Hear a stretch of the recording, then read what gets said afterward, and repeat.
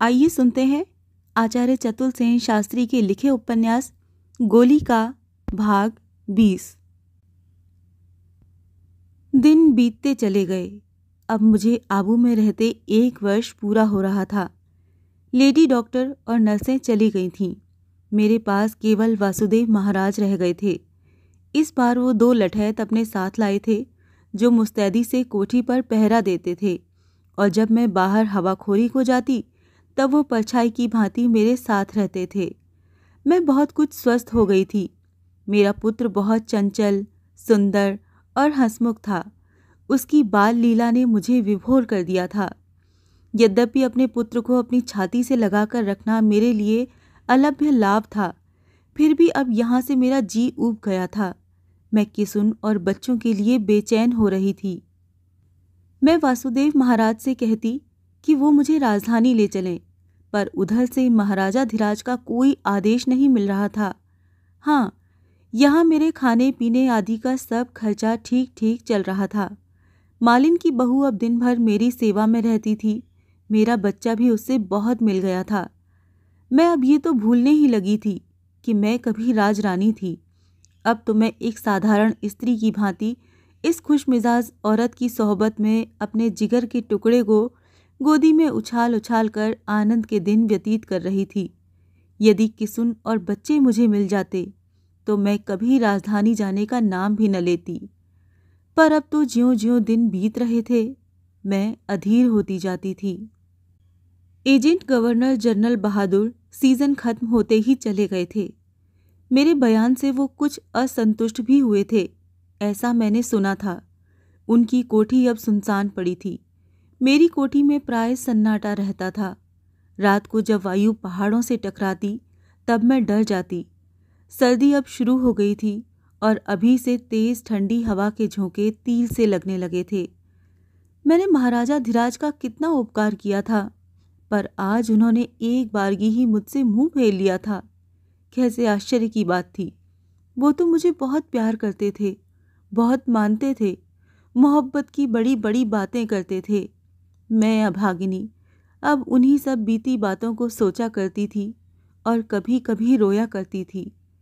मैं रोती थी अपने बीते दिनों को याद करके, पर अभी मुझे और भी बुरे दिन देखने पड़ेंगे, ये मैं बिल्कुल नहीं जानती थी। कभी कभी ये आशंका मेरे मन में घर कर जाती थी कि आखिर महाराजा धीराज ने जो मुझे एक बारगी ही बिसार दिया, इसका कारण क्या है? क्या अब वो मुझे नहीं रखेंगे?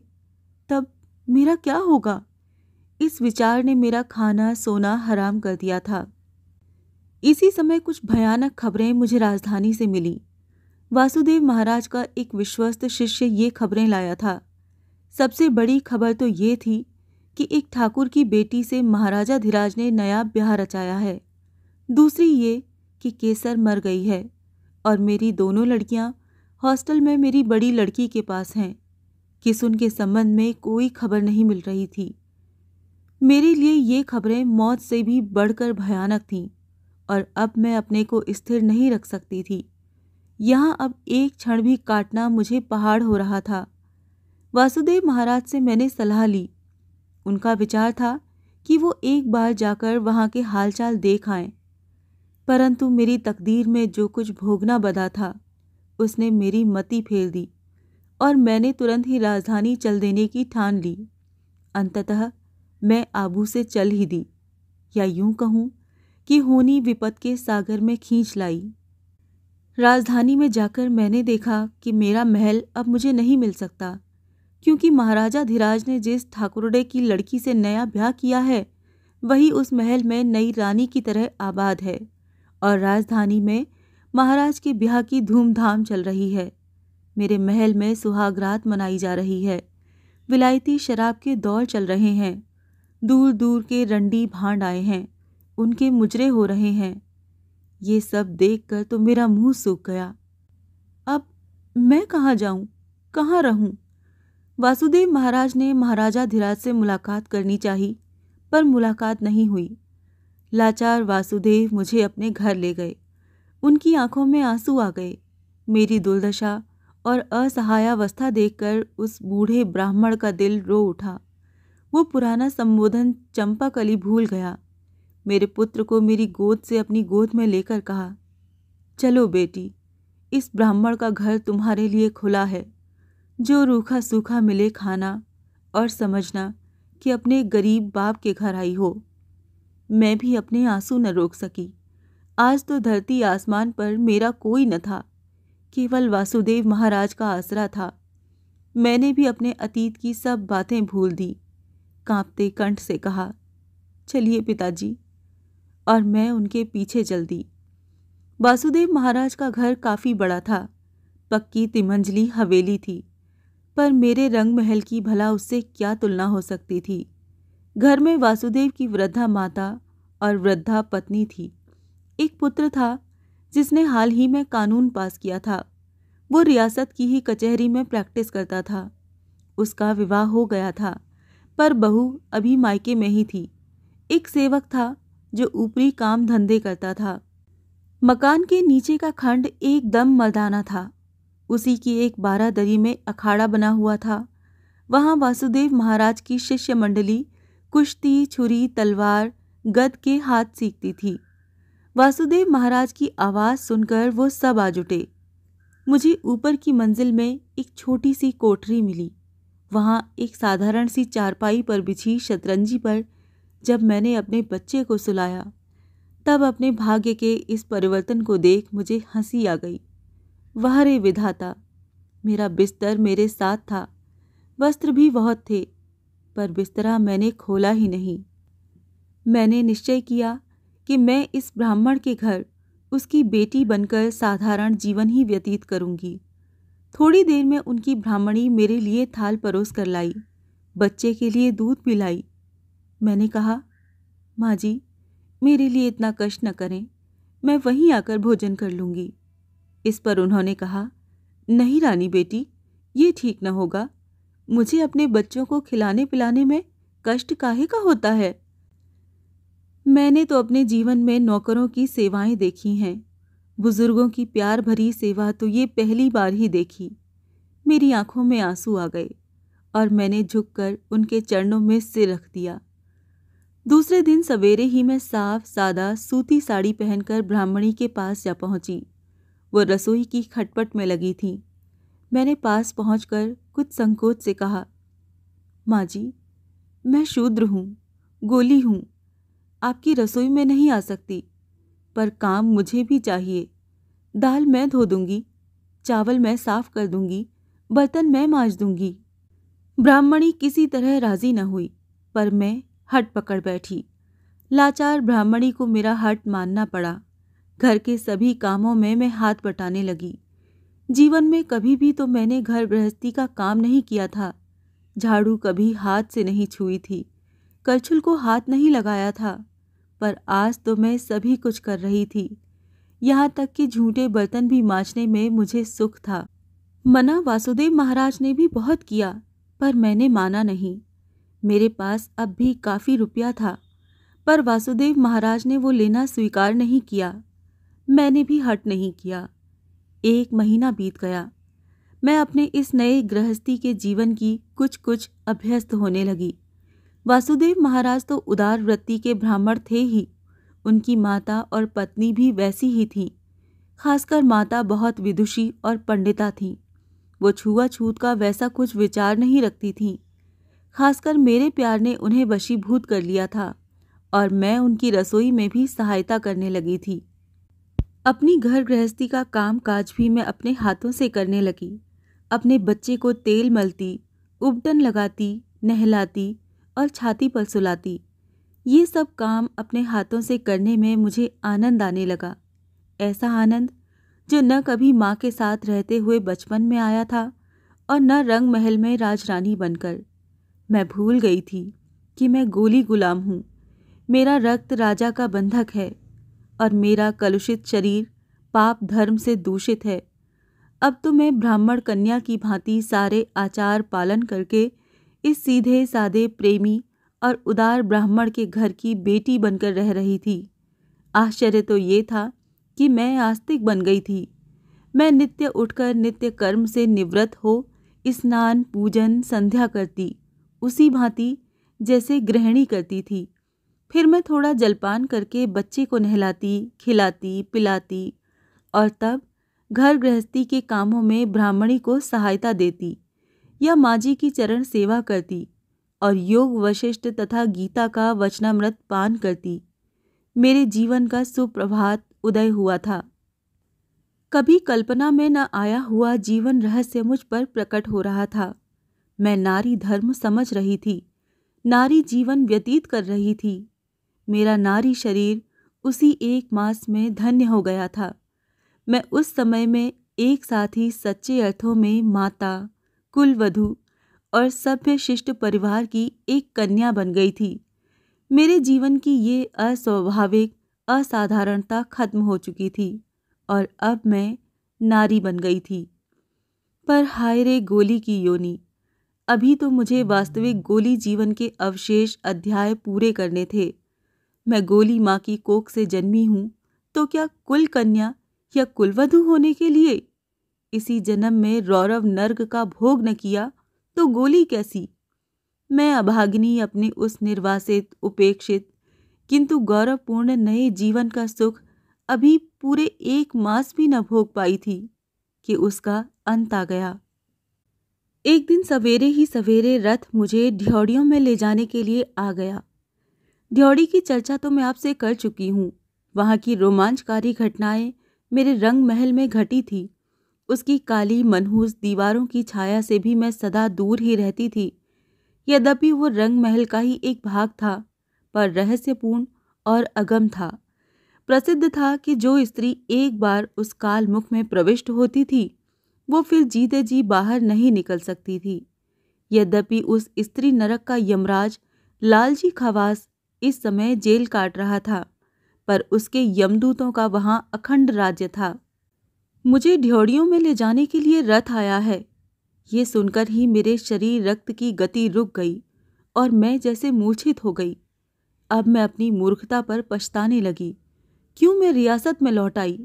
मैं अंग्रेजी राज में खुशी से बस सकती थी, बम्बई, कलकत्ता, दिल्ली, कहीं भी। मैंने अपनी मूर्खता या मूर्तावश उस षड्यंत्र के मुकदमे में राजा का बचाव करके एजीजी को भी नाराज कर दिया था। क्या ही अच्छा होता यदि मैं उनकी शरणापन्न हो जाती और उनकी सुरक्षा में इस गुलामी के जीवन से मुक्ति पा लेती।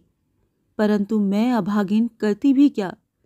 किसुन का और बच्चों का मोह मुझे यहाँ खींच लाया था और अब मैं काल सर्प की कुंडली में फंस चुकी थी। मेरा क्या होने वाला था ये मैं ठीक ठीक नहीं जानती थी, पर मेरे बुरे दिन आए हैं ये तो मैं समझ ही चुकी थी। संक्षेप में बहुत रोना धोना हुआ। वासुदेव महाराज ने बहुत गर्जन तर्जन किया। मैंने माँ जी की बहुत दुहाई दी, पर सब बेकार। माँ जी ने चाहा कि वो एक बार रंग महल जाकर राजमाता से कहकर मेरे लिए वहीं उनके साथ रहने की अनुमति ले आए। वासुदेव महाराज ने बहुत कहा सुनी की वो महाराजा धीराज से मुलाकात कराएं, तब तक ठहरा जाए, पर किसी की कुछ नहीं चली। किसी को घर से बाहर कदम रखने की आज्ञा नहीं मिली। हथियारबंद सिपाहियों ने घर घेर लिया था। एक परिचित गोला दरोगा उनकी सरदारी कर रहा था। वो सूअर की भांति काल, कुरूप और भैंसे के समान मोटा ताजा था। उसका घृणित चेहरा चेचक के दागों से और भी भयानक हो गया था। उसकी एक आंख में बड़ा सा फूल था। उसके पीले और बड़े बड़े दांत बड़े ही कुत्सित थे। उसकी वाणी फटे बांस के समान थी। वो हाथ में मोटे मोटे चांदी के कड़े पहने था और सिर पर पीली पगड़ी बंधी थी। कपड़े लत्ते उसके साफ सुथरे थे और वो एक अच्छे घोड़े पर सवार था। वो घर के भीतर घुस आया था और बारंबार गरज कर कह रहा था, उस गुलमटी गोली को अभी हमारे हवाले करो, वरना सबको बांध ले चलूंगा। अन्नदाता का हुक्म है, जल्दी से बाहर निकालो, देर मत करो। मोहल्ले के बहुत से नर नारी एकत्र हो रहे थे। मैं भय से पीली पड़ गई थी और पीपल के पत्ते की भांति कांप रही थी तथा अपने बच्चे को छाती से लगाकर करुणा भरी दृष्टि से कभी उस नए यमदूत की ओर, कभी वासुदेव महाराज की ओर ताक रही थी। वासुदेव महाराज बिफरे हुए फूं फां करते, दहाड़ते हकला हकला कर उस गोले अफसर को गाली गुफ्ता देते घर भर में चक्कर लगा रहे थे। वो गुलमटा भी मुंह दर मुंह उन्हें गालियां दे रहा था। अजब अंधेर था। अन्नदाता का हुक्म था, उसकी कहीं दाद फरियाद न थी। अंग्रेज सरकार से राजा रजवाड़ों की ऐसी ही संधि थी। वो राजाओं के भीतरी शासन में दखल नहीं देते थे। ऐसे ऐसे छोटे मोटे अत्याचार भी शासन के ही अंतर्गत थे। ये तो रियासतों की नित्य की घटनाएं थीं। इसमें सिरदर्द मोल लेने की भला अंग्रेजी सरकार को क्या जरूरत थी। राजा लोग उनके कोल्हू के बैल थे, उनके साम्राज्य के स्तंभ थे। उन्हें बनाए रखना उनके साम्राज्य की रक्षा के लिए आवश्यक था। वास्तव में ये राजा ब्रिटिश राज्य के पीले सोने के खंभे थे। इन पर आंच न आने देना और इन्हें कायम रखना उनकी नीति थी। फिर ऐसे छोटे छोटे घरेलू झमेलों का पता ही उन्हें कहाँ लग सकता था। रियाया में विद्रोह करने का दम न था। गली में सैकड़ों आदमी जमा थे।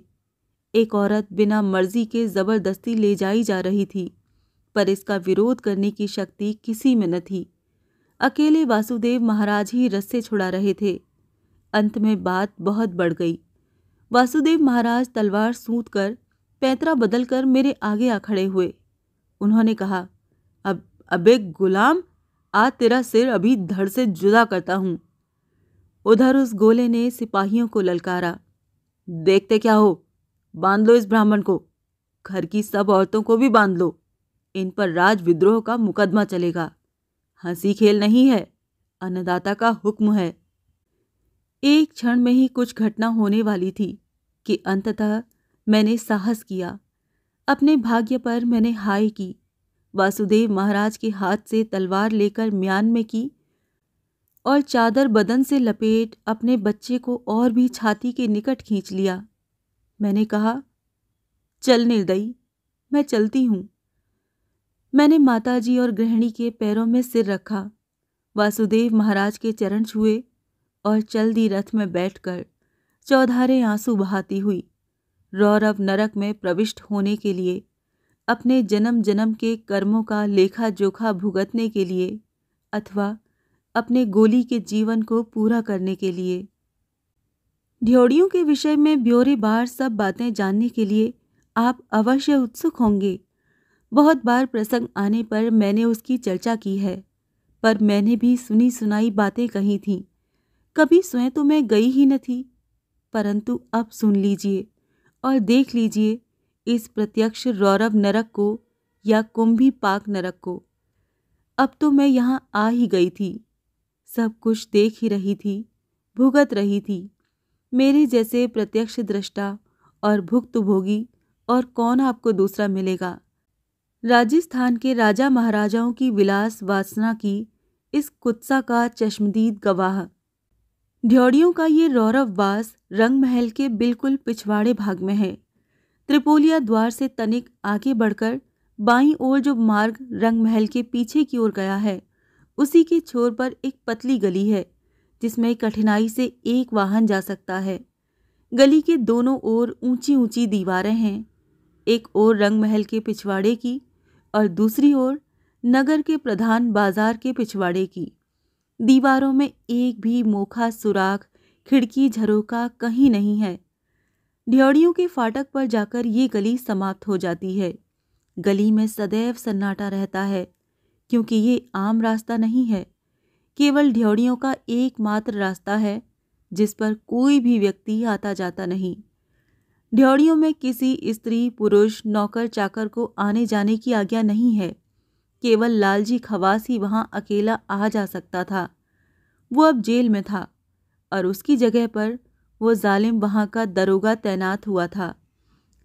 ड्योढ़ी में घुसते ही एक बिल्कुल अंधेरा कमरा आता है, जिसमें सम्मुख ही हनुमान जी की एक डरावनी विशाल मूर्ति है, जिसे सब लोग बालाजी कहते हैं। यही ड्योढ़ियों में रहने वाली अभागिन स्त्रियों के इष्ट देव हैं। हर मंगलवार को वहां ड्योढ़ी की प्रत्येक स्त्री जाकर प्रसाद दे ले सकती है। उसी दिन पुजारी भी वहां आता है। इसी कमरे के एक छोर पर एक द्वार है, जहां कोई 3 फुट चौड़ा एक गलियारा दूर तक चला जाता है। गलियारे में घुप अंधेरा रहता है। बिना मशाल या लालटेन लिए वहां चलना असंभव है। गलियारे की छत कहीं कहीं सिर को छू जाती है।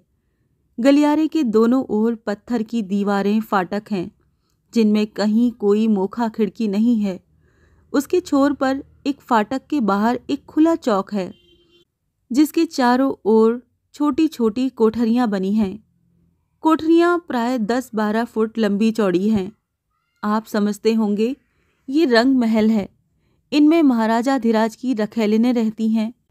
इसमें बड़े ठाट बाट साज श्रृंगार के सामान होंगे, फर्नीचर होगा, बिजली का प्रकाश होगा, अन्य विलास के साधन होंगे। परंतु इन बातों का तो यहाँ नामो निशान भी नहीं है। कोठरियों में दरवाजे या किवाड़ नहीं हैं। कोई स्त्री भीतर से किवाड़ बंद करके एकांत में नहीं रह सकती। इस संबंध में ढ्योड़ियों में कठोर शासन है। कोठरियों में कोई फर्नीचर, मेज, कुर्सी भी नहीं है। चारपाइयां भी नहीं है। प्रत्येक स्त्री को भूमि पर पथारी बिछा कर सोना होता है। उसे खाना पकाने खाने के बर्तन पीतल के मिलते हैं। प्रत्येक को 5 बर्तन उसके प्रवेश काल में दिए जाते हैं। उन्हीं में उसका खाना पीना, रसोई सब चलता है। ढ्योड़ियों के कोठार से सबको पेटिया मिलता है। पेटिये का मतलब पेट के घड़े को भरने के लिए आटा, दाल, चावल, तरकारी, नमक, मिर्च, गुड़ और लकड़ी, सब चीज़ों की बंधी हुई मात्रा है। प्राय सभी जिन्स घटिया और निकम्मी होती हैं। बहुतों के लिए नाकाफ़ी होती हैं। पेटिया एक ही समय मिलता है। उसी को दोनों समय पकाना खाना पड़ता है। प्रत्येक स्त्री को अपना खाना पृथक पकाना पड़ता है। कोई कोई मिलजुल कर भी बना लेती हैं। नाम के लिए घी भी मिलता है जिससे दाल भात बघार दिया जा सके। पथारी में नारियल का एक गद्दा, एक कंबल, 2 चादरें, एक तकिया हर औरत को आते ही मिलता है। जो अपना बिस्तरा लाती हैं वो उसी का प्रयोग कर सकती हैं। साल में 2 साधारण सफ़ेद सूती धोतियाँ और 2 जम्पर मिलते हैं। महीने में 1 बट्टी नहाने और 1 बट्टी कपड़े धोने का साबुन, एक टीन का बकस अपनी इस सारी संपत्ति को रखने के लिए। स्त्रियां खुले नल पर नंगी होकर नहाती, वस्त्रों में साबुन लगाती, लड़ती झगड़ती, गाली गलौज करती हैं। इन सब रौरवीय दृश्यों की दृष्टा वो ही हैं। मर्द का बच्चा वहन नहीं जा पाता, केवल खवास को छोड़कर। खवास जब जाता था, एक चमड़े की चाबुक उसके हाथ में रहती थी जिसका वो साधारण कारणों से भी प्रयोग कर बैठता था। किसी भी स्त्री को मार बैठना ऐसी बात थी कि उस ओर किसी का ध्यान ही न जाता था। खवास के आते ही प्राय बहुत सी औरतें अपनी अपनी आवश्यकताएं बताने को उसे घेर लेती। तब अपनी जान छुड़ाने और उन्हें चुप कराने का उपाय उसके पास वही चाबुक थी। अब वही काम ये नया दरोगा करता है। अंतर इतना ही है कि खवास केवल निर्दयी पुरुष था और ये क्रूर पशु है। ऐसा ही रौरव नरक था जो महाराजाधिराज के रनवास का एक अंग था। सच्चे अर्थों में इसे रनवास ही कहा जा सकता है, क्योंकि इसकी सृष्टि महाराजाधिराज की विलास वासना की पूर्ति के लिए ही की गई थी। इनकी सृष्टि अब से कोई 35 साल पहले इसी खवास ने की थी। तब महाराजाधिराज का गद्दी पर चरणारोहण हुआ ही था। महाराजा का खास सेवक था। इसी सेवा के बदले वो राज्य का एक खास पुरुष हो गया और अब वो करोड़ों की संपदा का स्वामी था। यद्यपि इस समय तो वो रियासत की जेल में था, पर जीवन के सभी ऐश्वर्य उसे वहां भी प्राप्त थे। ये बात मैं सुन चुकी थी। रंग महल का ये भाग वास्तव में बांदियों और दासियों के लिए ही बनाया गया था। इस समय वो बिल्कुल बर्बाद, बेमरम्मत और खंडहर के रूप में पड़ा था। उसके सुधार की ओर किसी का ध्यान ही न था। मज़े की बात यह थी, यद्यपि उस ढ्योड़ी के अस्तित्व को तो रियासत का बच्चा बच्चा जानता था। बाहरी लोग तो ढ्योड़ियों का मतलब जनाना महल ही समझते थे। जिस प्रकार यहाँ पानी का प्रबंध यथेष्ट न था, उसी भांति रोशनी का भी प्रबंध न था। औरतें लालटेन जलाती थीं। कुछ की कोठरियों में मिट्टी के तेल की ढिबरियां जलती थीं, पर बहुतों के यहाँ तो सूर्य छिपने के बाद घोर अंधकार ही रहता। कुछ भली मानस, पढ़ी लिखी और सचरित्रा स्त्रियां भी यहाँ थीं, जो भाग्य दोष से यहाँ आ गई थीं। वो पूजा पाठ भी करती, पढ़ती व लिखती भी थी, पर ये संख्या 2-4 से अधिक न थी।